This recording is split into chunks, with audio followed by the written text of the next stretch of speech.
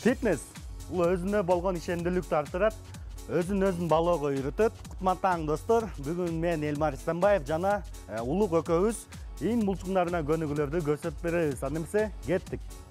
Биринчи көнүгүү бул ин булчуңдарга кетет, дельта деп аталат. Алдына жана ортосуна кетет. Кеттик. Көбүнчөсү алдына кетет. Дем алабыз, өйдөдө дем чыгарабыз. Бул көнүгүүнү 10 жолдан 4 ирет жасасак туура болот. Аралыгына 1 мүнөт эс алып,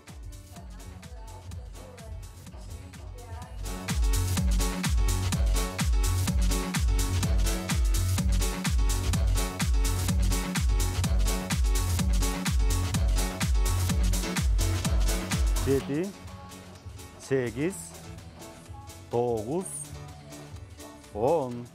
Кийинки көнүгүү разведение гантели деп аталат. Бул көнүгүү ортоңку булчуңга кетет. Кеттик. Эң негизгиси туура жасаш керек. Көтөргөндө чыканак менен көтөрөбүз. Түшүргөндө жайыраак түшүрөбүз. Дем алабыз, дем чыгарабыз өйдөдө.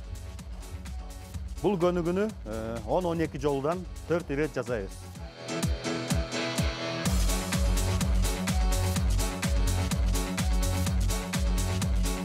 8, 9, 10. Эң акыркы көнүгүүнү көрсөтүп берели.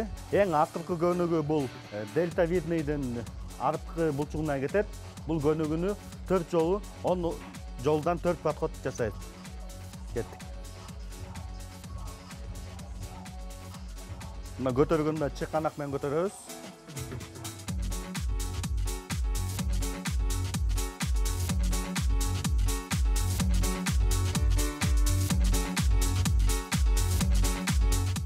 Сегиз, 9, 10.